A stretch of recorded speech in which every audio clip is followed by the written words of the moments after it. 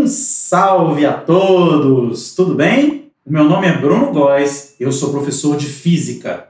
Pois bem, aqui nós vamos abordar e analisar um pouquinho a prova de Física do famigerado Instituto Tecnológico de Aeronáutica, mais conhecido como ITA. E vamos começar falando sobre a composição dessa prova, ou seja, como que é o formato dela. E é importante a gente mencionar esse aspecto logo de cara, porque a prova do ITA sofreu uma recente modificação. Antes, ela era formada por 30 questões, 20 objetivas de marcar e 30 dissertativas de escrever. Mas isto recentemente mudou e passamos a ter provas com duas fases. Na primeira fase, a prova do ITA de Física, forma aproximadamente 25% do conteúdo desta fase. E depois, na segunda fase, cada prova é uma prova diferente. A prova de Física tem 10 questões na segunda fase. É claro, o nível da primeira fase é mais tranquilo do que na segunda, como a imensa maioria dos vestibulares, certinho? E o que a gente verifica nessas questões? E aqui eu estou falando de um apanhado geral, desde os primeiros anos 2000 até agora. O que a gente observa na prova do ITA? Bom, inicialmente, dá para perceber logo de cara que lá são cobrados conteúdos que, originariamente, nem seriam parte do ensino médio ou, quando muito, seriam de ensino médios muito avançados. Por exemplo, hidrodinâmica, que é uma matéria que vem logo depois de hidrostática, no finalzinho de Física 1. Física 1 é que a gente chama de mecânica. Então, como é que é hidrodinâmica? Aquela coisa de equação de Bernoulli, equação da continuidade, vazões, etc. Então, é uma matéria específica, só para dar um exemplo aqui, porque eu tenho outros. Por exemplo, ondulatória. Ondulatória, você tem aquela parte básica, V igual a lambda F, etc., que é estudada no ensino médio, mas depois você tem assuntos muito específicos, como, por exemplo, fenda simples, fenda dupla, interferência em filmes finos. Também nós temos aqueles anéis de Newton. Tudo matéria bastante específica, mas matérias que são cobradas no ITA. E, portanto, é necessário que você estude essas coisas também.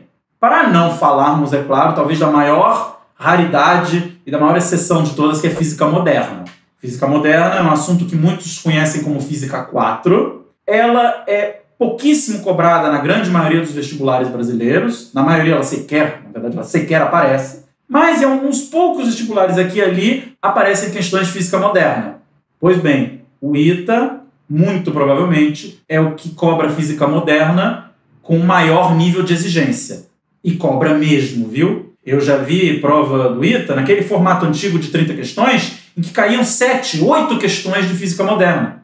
Ou seja, isso é quase 30% da prova, minha gente. Você acha mesmo que dá para passar num vestibular como o ITA sem estudar Física Moderna?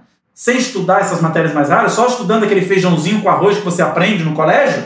É claro que não, minha gente? Já deu para perceber aqui, aliás, que a prova do ITA exige uma preparação específica, toda voltada para si. Não dá para se preparar para o ITA como se fosse na esteira de algum outro vestibular da sua cidade ou qualquer coisa assim para o qual você esteja se preparando. Não dá. Você tem que se preparar para o ITA em primeiro lugar. Ok? Agora, que recomendações eu posso dar para um aluno que queira se preparar para o ITA? Bom, a primeira e provavelmente a mais importante de todas as recomendações é ser ousado. Pensar fora da caixa. Não se satisfazer com aquele feijãozinho com arroz que se vê no colégio, questionar professores e muitas vezes, vamos supor, o professor te dá um enunciado no quadro, você tenta modificar aquele enunciado, acrescentando novas hipóteses, tentando formular como seria a resposta se a situação fosse levemente diferente. Então você tem que fazer esses exercícios mentais o tempo todo para se preparar para uma prova com o nível de dificuldade da prova que estamos abordando aqui. E é claro, isto significa ter criatividade. Isto significa realmente você extrapolar aquele conteúdo básico. E isto não é fácil não, tá, gente? Não é nada fácil. O que mais para se preparar para o ITA? Bom, estude os assuntos com a proporção devida. Estude todos os assuntos. No site do ITA você tem um programa de matérias em que estão expostos lá todos os conteúdos que podem cair e você não deixa nenhum daqueles de fora, tá? Estude tudo com esmero, com dedicação. E esse estudo para ser coerente, para ser bem distribuído, ele precisa cobrir toda a extensão do conteúdo de física. Qual é este conteúdo? Nós temos Física 1, que deve ocupar aqui aproximadamente 30% a 35% da prova. Isso numa prova coerente, né? Isso numa prova bem feita. Física 1 tem o quê? Cinemática, que é quase metade do conteúdo programático de mecânica.